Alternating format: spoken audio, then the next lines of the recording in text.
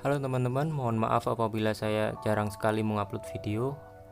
Apalagi mungkin video saat ini saya tidak bertemakan modifikasi ya. Dikarenakan ini ini adalah tugas kuliah. Tapi saya akan berusaha semaksimal mungkin, sebagus mungkin lah, supaya kalian bisa terhibur dengan video saya kali ini. Sombong amat. Dan siapa sebenarnya aku ini?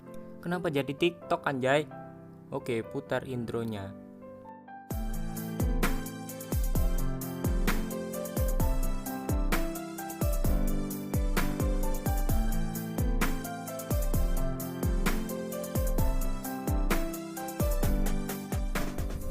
Apa itu demokrasi terpimpin? Setelah mencapai demokrasi liberal, Indonesia mengubah haluan sistem pemerintahannya ke sistem demokrasi terpimpin. Hal ini dikarenakan supaya seluruh keputusan serta pemikiran yang berkaitan dengan negara berpusat pada pemimpin negara saat itu, yaitu Soekarno. Demokrasi terpimpin berjalan berdasarkan Dekret Presiden Soekarno 5 Juli 1959.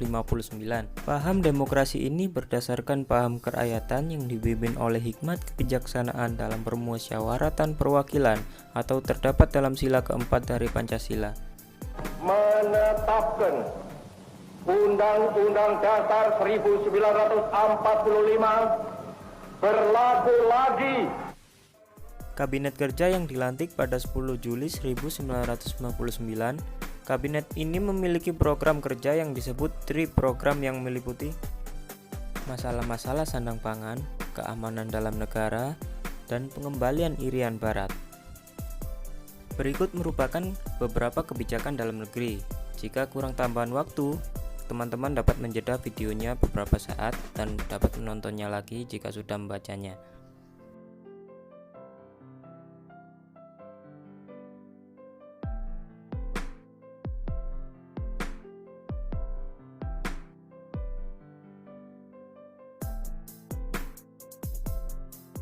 Dalam kebijakan luar negeri muncul istilah OLDEFO atau All Established Force. Susah amat. Yang artinya adalah negara-negara kapitalis yang cenderung kolonialis. Dan ada juga istilah NEVO atau New Emerging Force, yang artinya negara-negara anti kolonialis dan anti imperialisme. Kebijakan luar negeri menjalankan politik mercusuar, yaitu mengadakan proyek-proyek besar untuk mengangkat Indonesia menjadi negara yang terkemuka. Contohnya pembangunan kompleks olahraga Senayan. Kebijakan luar negeri lainnya yaitu menjalankan politik poros, yaitu Indonesia menjalankan hubungan istimewa dengan RRC, poros Jakarta-Peking, juga dengan negara lainnya. Berikut adalah rangkuman yang dapat teman-teman pelajari.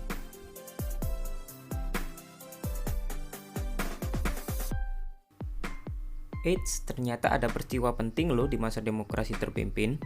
Bagi kalian yang sedang tidak sibuk, lebih baik kalian membaca ini saja dan dapat menjedanya daripada kalian bermain TikTok dengan teman-teman.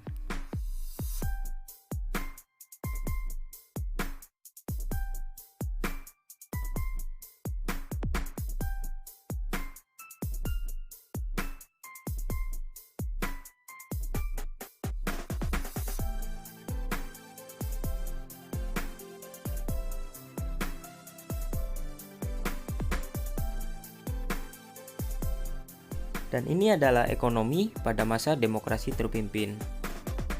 Pada awal masa ini seringkali terjadi inflasi atau kenaikan harga umum secara terus-menerus. Pada 25 Agustus 1959, pemerintah melakukan devaluasi mata uang dan pembekuan simpanan bank yang melebihi Rp25.000, namun upaya ini tidak berhasil. Pada 28 Maret 1963, terdapat Deklarasi Ekonomi atau DEKON untuk ekonomi yang bersifat nasionalis, demokratis, dan bebas imperialisme.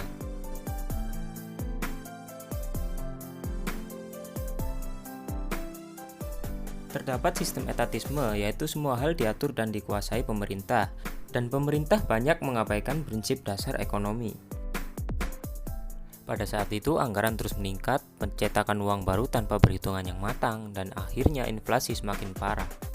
13 Desember 1965, pemerintah melakukan devaluasi kedua, namun masyarakat tidak mematuhi sehingga kemiskinan tetap terjadi.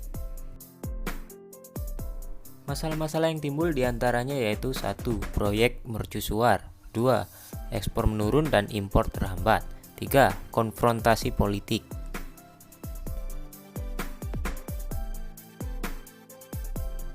Untuk pertama kalinya, Indonesia membelanjakan cadangan devisa sebesar 3 juta US dollar pada saat itu. Semoga video ini bermanfaat dan dapat menambah wawasan kalian terhadap sejarah Indonesia.